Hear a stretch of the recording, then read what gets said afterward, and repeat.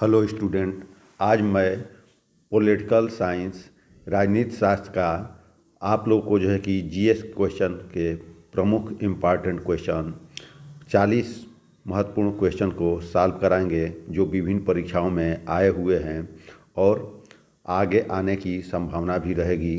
ये प्रश्न काफ़ी इम्पॉर्टेंट है, तो आइए स्टार्ट करते हैं। क्वेश्चन दिया है, पहला, भारतीय संविधान में के निम्नलिखित में से कौन सा अनुच्छेद कानून के समक्ष समानता के अधिकार से संबंधित है। ये वेरी इम्पॉर्टेंट क्वेश्चन है, वेरी इम्पॉर्टेंट क्वेश्चन है। इस क्वेश्चन को कई बार परीक्षाओं में पूछा गया है। विकल्प दिया गया अनुच्छेद 13, अनुच्छेद 14, अनुच्छेद 15, अनुच्छेद 17। तो इस प्रश्न का सही उत्तर आप लोग दे दिए होंगे और इस प्रश्न का सही उत्तर है विकल्प बी, अनुच्छेद 14। कौन सा विकल्प सही है? विकल्प बी, अनुच्छेद 14। अगला प्रश्न है, एक व्यक्ति कितनी बार भारत का राष्ट्रपति चुना जा सकता है?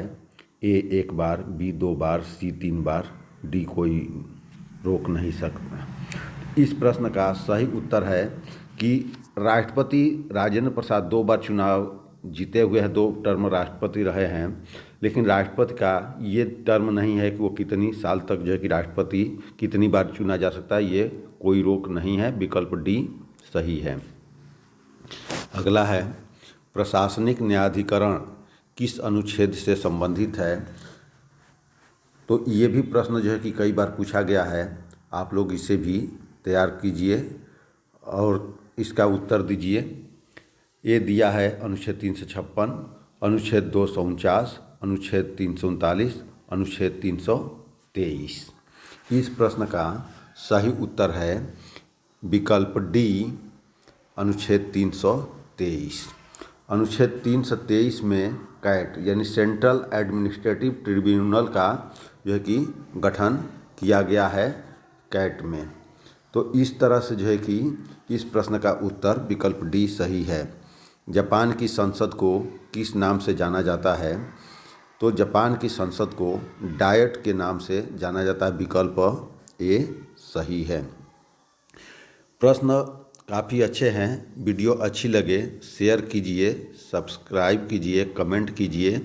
ऐसी वीडियो प्रतिदिन पाने के लिए आप लोग कि इस मेरे चैनल नालंदा गाइडेंस को आप लोग कि सब्सक्राइब कीजिए, जिससे कि आप लोग को नोटिफिकेशन सबसे पहले मिलता रहेगा और क्वेश्चन आपको कि अच्छे कि हर टॉपिक के जीएस का मिलता रहेगा, जो सभी प्रतियोगी परीक्षाओं के लिए उपयोगी है।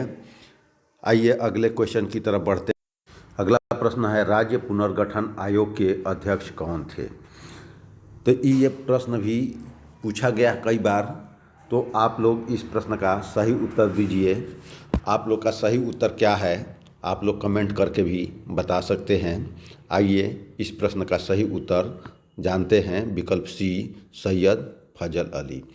अब यहाँ से प्रश्न ये भी पूछा जा सकता है कि राज्य पुनर्गठन का गठन कब किया गया था? तो ये किया गया था 22 दिसंबर 1953 को। कब किया गया था? 1953 को। 22 दिसंबर 1953 को इसका गठन किया गया था और इसमें सैयद फजल अली अध्यक्ष थे और इनके साथ 2 अन्य कि सहायक सदस्य थे। और रिपोर्ट कब दिया? तो ये रिपोर्ट दिया था 30 दिसंबर 1955 को रिपोर्ट आया था। कब ये रिपोर्ट आया था? 30 दिसंबर 1955 को। अगला प्रश्न है, उपराष्ट्रपति डैश डैश का पदेन अध्यक्ष होता है। उपराष्ट्रपति, तो इस प्रश्न का सही उत्तर आप लोग को पता होगा, जो लोग वीडियो देख रहे हैं या जो लोग थोड़ा बहुत पढ़ लिख करके कि पेपर दे रहे होंगे, कोई न कोई कंपटीशन दिए होंगे, तो ये भी इस प्रश्न से कई बार कि उनका सामना हुआ होगा। तो इस प्रश्न का सही उत्तर है विकल्प ए, राज्यसभा का पदेन अध्यक्ष होता है। उपराष्ट्रपति राज्यसभा का पदेन अध्यक्ष होता है। अगला प्रश्न है, संघ की कार्यकारी शक्ति निम्नलिखित में से किसमें निहित है? तो इस प्रश्न का जो है कि सही उत्तर क्या होगा? इस प्रश्न का सही उत्तर क्या होगा? संघ की कार्यकारी शक्ति राष्ट्रपति में निहित होता है। राष्ट्रपति नहीं दिया है, लेकिन राष्ट्रपति में निहित होता है। और राष्ट्रपति जो है कि ये संघ की पूरी कार्यकारी शक्ति राष्ट्रपति के नाम से पूरे देश का शासन चलाया जाता है, और जिसका नेतृत्व प्रधानमंत्री जो है कि सर्वोच्च होता है। तो राष्ट्रपति जो है कि इसका जो है कि संघ की कार्यकारी शक्ति निहित होती है राष्ट्रपति में। अगला प्रश्न है, निम्नलिखित में से कौन सा अनुच्छेद राष्ट्रपति की क्षमा शक्ति से संबंधित है? ये भी जो है कि राष्ट्रपति किस व्यक्ति को कब क्षमा दे सकता है, इस प्रश्न का सही उत्तर क्या होगा? इस प्रश्न का सही उत्तर है विकल्प सी, अनुच्छेद 72। अनुच्छेद 72 के तहत जो है कि राष्ट्रपति किसी भी व्यक्ति को, मृत्युदंड प्राप्त व्यक्ति को भी क्षमादान प्रदान कर सकता है। अल्पसंख्यकों के हितों की सुरक्षा पर किस अनुच्छेद में विचार किया गया है? इस प्रश्न का सही उत्तर है विकल्प सी, 29, अनुच्छेद 29। और ये अनुच्छेद 29 जो है कि अल्पसंख्यकों के सुरक्षा के हित को देता है। अगला प्रश्न है, मत देने का अधिकार किस कोटि से संबंधित है? ए, मानवाधिकार, बी, नागरिक अधिकार, सी, प्राकृतिक अधिकार, डी, राजनीतिक अधिकार। तो मत देने का अधिकार राजनीतिक अधिकार है, विकल्प डी सही है। अगला प्रश्न है, प्रेस की स्वतंत्रता भारतीय संविधान के किस अनुच्छेद से मिलती है या किस अनुच्छेद में दिया गया है? इस प्रश्न का सही उत्तर है विकल्प ए, अनुच्छेद 19 से जो है कि भारतीय संविधान में जो है कि प्रेस की स्वतंत्रता को अनुच्छेद 19 में दिया गया है। अगला प्रश्न है, अशोक मेहता समिति ने पंचायती राज के लिए किस प्रतिमान की प्रस्तुति की थी? इस प्रश्न का सही उत्तर क्या होगा? द्विस्तरीय। लेकिन भारत में पंचायती राज बलवंत राय मेहता के द्वारा दिया गया है त्रिस्तरीय। बलवंत राय मेहता द्वारा कौन सा दिया गया है? त्रिस्तरीय। त्रिस्तरीय बलवंत राय मेहता द्वारा ये दिया गया था। और ये कब दिया गया था? 1959 में भारत के सबसे पहले जो है पंचायती राज कहाँ लागू किया गया था? तो ये लागू किया गया था राजस्थान राज्य में किया गया था 2 अक्टूबर 1959 को ये जो है कि पंचायती राज लागू किया गया था राजस्थान के नागौर डिस्ट्रिक्ट से। और इसको पंचायती राज को जो है कि स्थानीय निकाय भी कहा जाता है, जो संविधान के 73वें संविधान संशोधन द्वारा इसको संवैधानिक दर्जा दिया गया है। कब दिया गया है? 73वें संविधान संशोधन द्वारा 1992 में। ये कब दिया गया है? 1992 में। तो इस तरह से यहाँ से अशोक मेहता समिति पंचायती राज के लिए द्विस्तरीय जो है कि प्रतिमान दिए थे, और त्रिस्तरीय जो है कि बलवंत राय मेहता, और त्रिस्तरीय व्यवस्था सर्वप्रथम नागौर जिले से लागू हुआ था राजस्थान के, और 2 अक्टूबर 1959 को लागू किया गया था। भारत का पहला राज्य था। 73वां संविधान संशोधन के द्वारा पंचायत को जो है कि संवैधानिक दर्जा दिया गया। 73वां संविधान संशोधन 1992 में ये से संवैधानिक दर्जा दिया गया। अगला प्रश्न देखते हैं, भारत पूर्ण रूप से सार्वभौम लोकतांत्रिक गणतंत्र कब बना? इस प्रश्न का सही उत्तर आप सभी को पता होगा, और आप सभी लोग सही उत्तर विकल्प सी को टिक कर दिए होंगे, और आप अपना परफॉर्मेंस चेक कर लिए होंगे। अब देखिए, 26 नवंबर 1949 को संविधान को जो है कि क्या किया गया था? अंगीकृत किया गया था, निर्मित हुआ था। ठीक है, 26 जनवरी 1950 को लागू हुआ था। अगला प्रश्न है, निम्नलिखित में से कौन राष्ट्रपति प्रसाद पर्यंत पद धारण करता है? यानी राष्ट्रपति के जो है कि प्रसाद पर, यानी राष्ट्रपति के जो है कि दया पर कौन से व्यक्ति अपने पद को धारण करता है। तो इस प्रश्न का सही उत्तर क्या होगा, और ये परीक्षा में कई बार पूछा गया है, ये वीआईपी प्रश्न है, वेरी इम्पॉर्टेंट, जो है कि वेरी इम्पॉर्टेंट क्वेश्चन है। तो इस प्रश्न का सही उत्तर होगा विकल्प डी, राज्यपाल। भारत का राष्ट्रपति किसका एक अभिन्न अंग है। तो भारत का राष्ट्रपति अभिन्न अंग किसका है, ये भी प्रश्न कई बार पूछा गया है। तो भारत का राष्ट्रपति संसद का अभिन्न अंग होता है। संसद में कौन कौन आते हैं, लोकसभा, राज्यसभा और राष्ट्रपति। क्योंकि दोनों सदनों के द्वारा कोई भी विधेयक जब पास कर दिया जाता है तो कानून बनाने के लिए राष्ट्रपति के पास साइन होने के बाद ही वह कानून बनता है। अगला प्रश्न है, पहले वित्त आयोग का गठन कब हुआ था। पहले वित्त आयोग का गठन कब हुआ था। इस प्रश्न का सही उत्तर है विकल्प बी, 1951 में। 1951 में इसका गठन किया गया था। ठीक है। और 1951 में पहले वित्त आयोग भी पूछा जाता है कि भारत के पहले वित्त आयोग कौन थे। तो इस प्रश्न का सही उत्तर है केसी, जो है कि नियोगी, केसी नियोगी, केसी नियोगी, नियोगी थे पहले वित्त आयोग के अध्यक्ष। भारत में अटॉर्नी जनरल की नियुक्ति कौन करता है। भारत में अटॉर्नी जनरल की नियुक्ति कौन करता है। तो इस प्रश्न का सही उत्तर है विकल्प बी, विकल्प बी, भारत का राष्ट्रपति करता है। और वर्तमान में भारत के जो है कि अटॉर्नी जनरल कौन है, आर वेंकट रमनी है। भारत का उपराष्ट्रपति होता है, क्या होता है, यह जो है कि राज्यसभा का पदेन अध्यक्ष होता है। विकल्प बी सही है। अगला प्रश्न है, राष्ट्रपति ने अब तक कितनी बार राष्ट्रीय आपातकाल की घोषणा की है। तो एक तो पहले आपातकाल कितने होते हैं, 3 प्रकार के होते हैं। कौन कौन, 352, 356 और 360।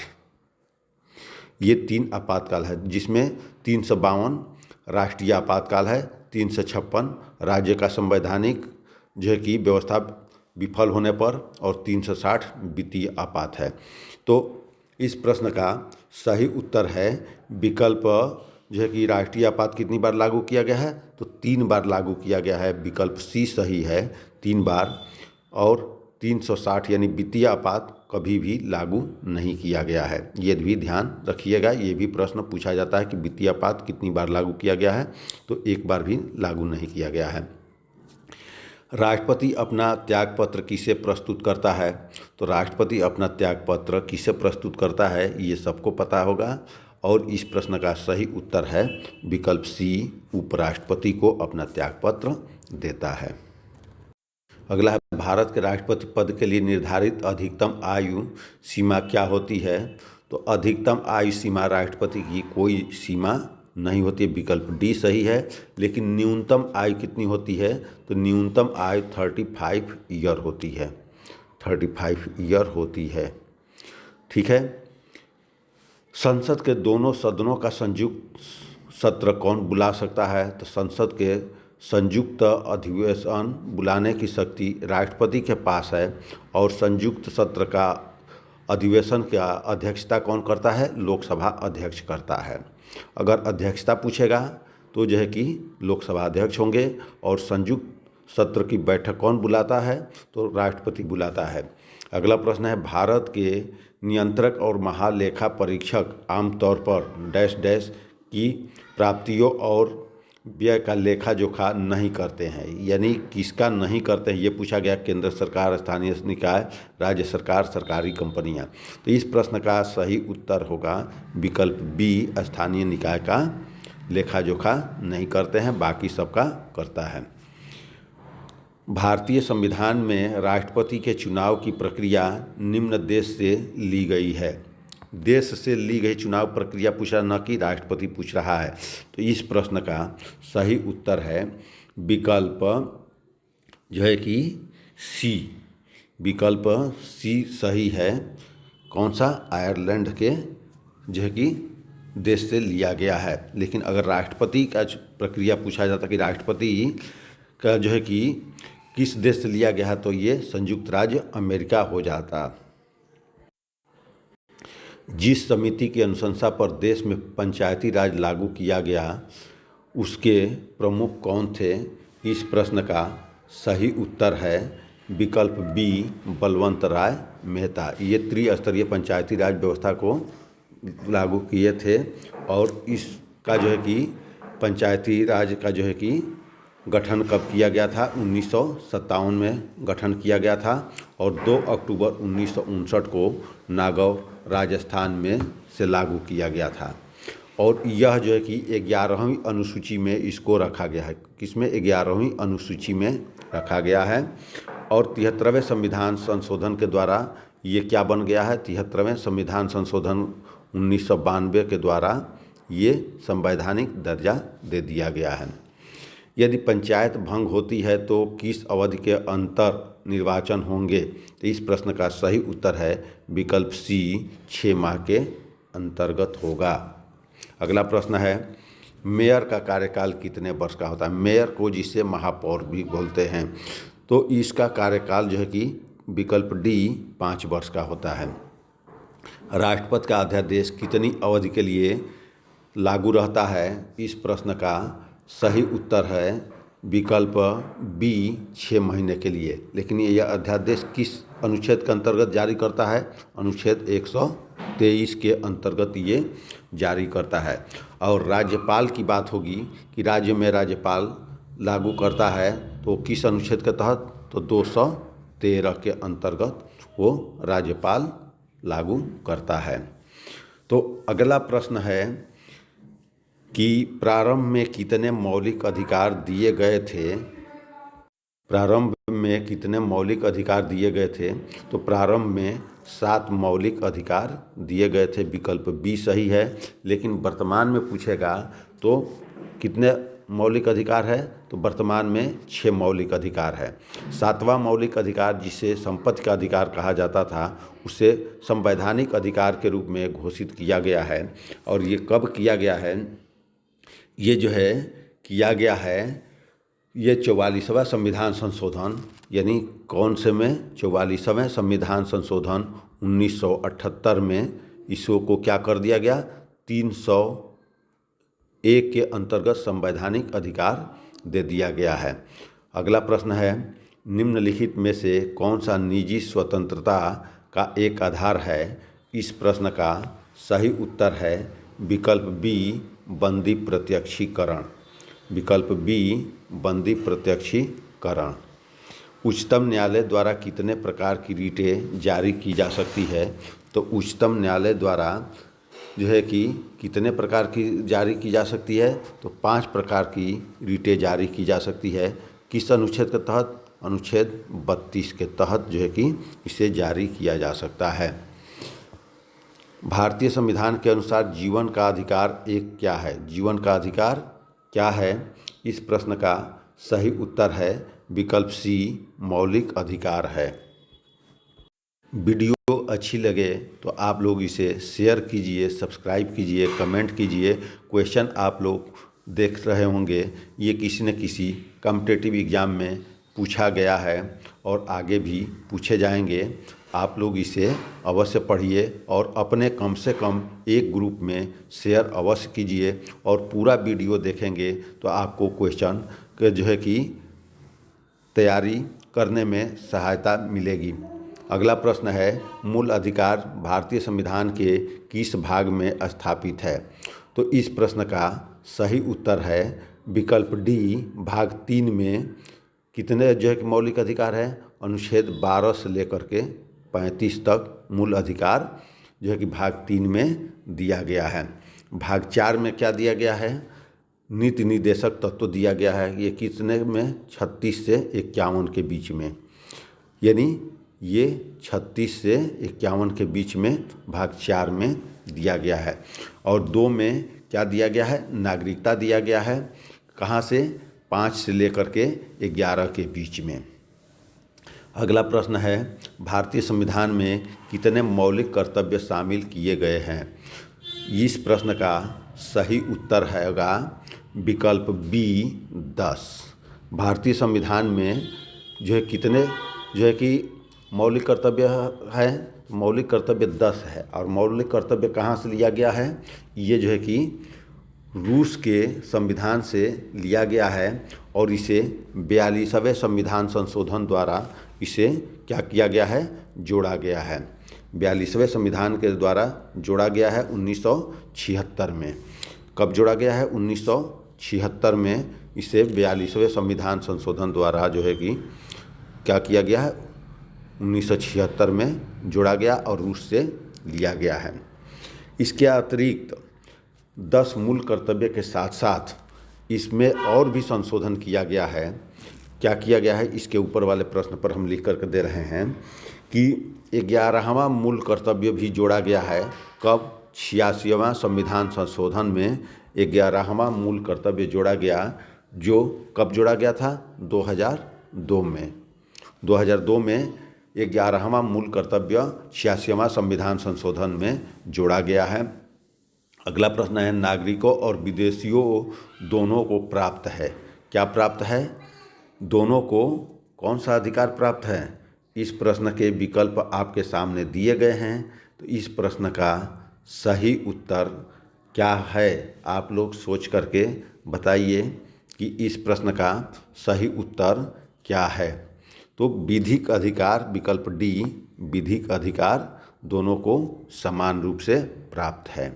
अगला प्रश्न है, 1983 में केंद्र सरकार द्वारा संघ राज्य संबंधों पर निम्नलिखित में से किस आयोग की नियुक्ति की गई थी?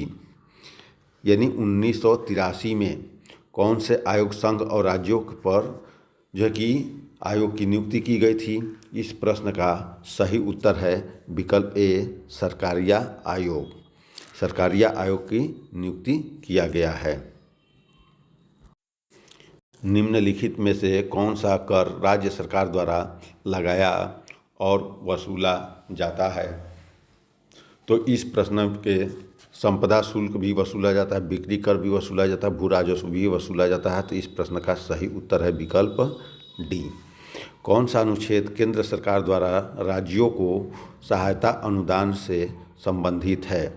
तो इस प्रश्न का सही उत्तर है विकल्प सी, अनुच्छेद 275 के अंतर्गत इससे जो है कि क्या किया गया है, राज्यों को सहायता अनुदान से संबंधित है। अगला प्रश्न है, निम्नलिखित में से कौन सा अनुच्छेद उपराष्ट्रपति के चुनाव में से संबंधित है? उपराष्ट्रपति के चुनाव से कौन सा संबंधित है? इस प्रश्न का सही उत्तर है विकल्प सी, अनुच्छेद 66। अनुच्छेद 66 के तहत जो है कि उपराष्ट्रपति का चुनाव होता है। 66(1) के तहत, और राष्ट्रपति का चुनाव पूछेगा तो अनुच्छेद 55 के तहत किया जाता है। तो ये सारी चीज़ें जो है कि आज कुछ प्रश्नों की व्याख्या किया गया। व्याख्या करने में वीडियो लंबी हो सकती है, तो इसलिए जो है कि अगर आप लोग कमेंट करके बताएंगे कि प्रश्न का सीधे उत्तर बताया जाए या प्रश्न की व्याख्या भी किया जाए, तो आप लोग के कमेंट का इंतज़ार रहेगा। और वीडियो अच्छी लगे तो इसे शेयर कीजिए, सब्सक्राइब कीजिए, कमेंट कीजिए। धन्यवाद।